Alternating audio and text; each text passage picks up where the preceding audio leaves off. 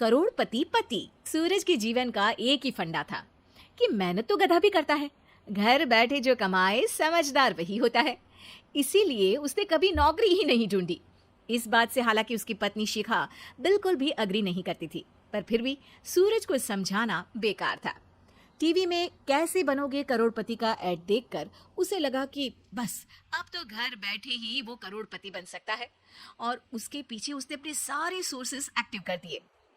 2 हफ्ते में उसके कलीग के साले के पड़ोसी के बेटे का सोर्स निकलता है जो कि उसे शो में पहुंचा सकता है, और सूरज उससे मिलने चला जाता है। अच्छा, तो हमें मुकेश जी बता रहे थे कि आप हमें शो में पहुंचा सकते हैं। हाँ, उसमें कोई तकलीफ नहीं है। मैं कल अगर कोशिश करूँ तो इसी महीने में आपका नंबर आ जाएगा। अरे ये तो बहुत बढ़िया हो गया।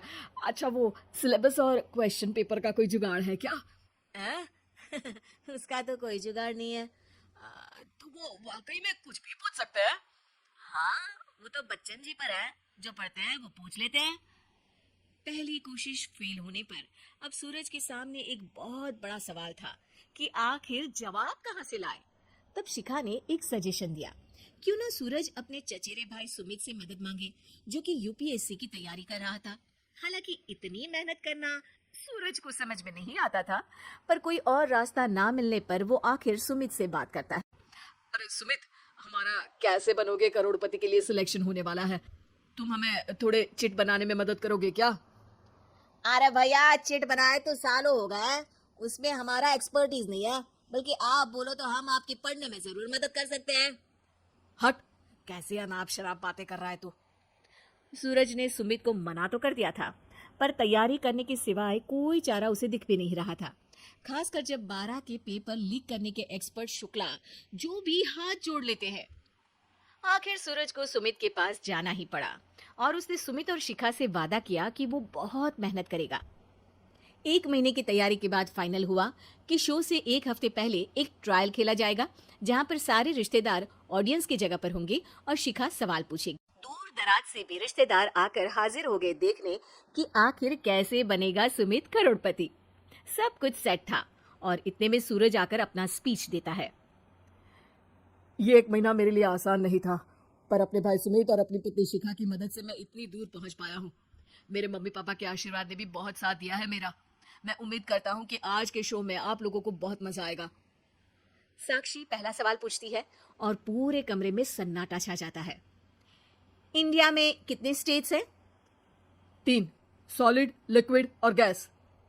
अरे रुकिए, तो ऑप्शंस तो देने दीजिए। इतने में 5वीं कक्षा का चिंटू बोल उठता है, अरे क्या मामा, आप तो पहले सवाल पर ही आउट हो गए। अरे बेटा, पहला सवाल तो ट्रायल होता है ना। अरे तुम अब देखना। देखने जैसी बात तो थी ही। सूरज को इतना शांत किसी ने नहीं देखा था। कभी कभी तो लगता था मानो सूरज आंख खोलकर ही सो गया हो। मामा जल्दी करो प्लीज, कल सुबह पनवेल भी तो निकलना है। अरे हट, कंसंट्रेट करने दे मुझे। 3 सवाल में 3 लाइफलाइन खत्म हो चुकी थी, और अब चौथे सवाल पर भी सूरज का मौन नहीं टूटा, पर सूरज अभी भी हार मानने को तैयार नहीं था। उधर हर कोई सूरज को छोड़ सुमित को देख रहे थे। आखिर सुमित ने ही तो पढ़ाया था सूरज को।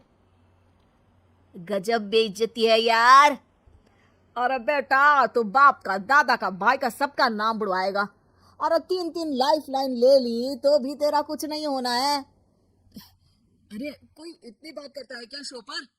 अरे बेटा, शो पर तेरे जैसे भी तो नहीं आते ना।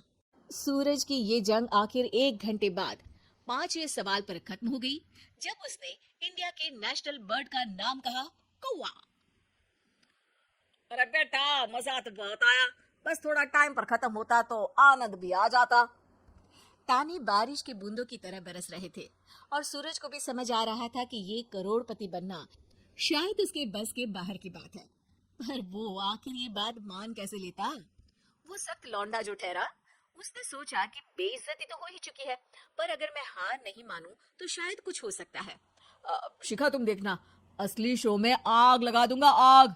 करोड़पति बनूंगा मैं। हाँ, सब्जियां खत्म हो गई है घर पे, ले आओ। पहले पति बन जाओ, फिर करोड़पति बनना। अरे गजब बेइज्जती है यार। बेटा, अभी तो घर पर ही हुई है, 1 हफ्ते में तो तुम देश के सामने करवा कर आओगे। वैसे जब टीवी पर जाओ ना, तो बस अपने मम्मी का ही नाम लेना, ठीक है? कोई पूछे तो बोलना कि पापा नहीं है मेरा।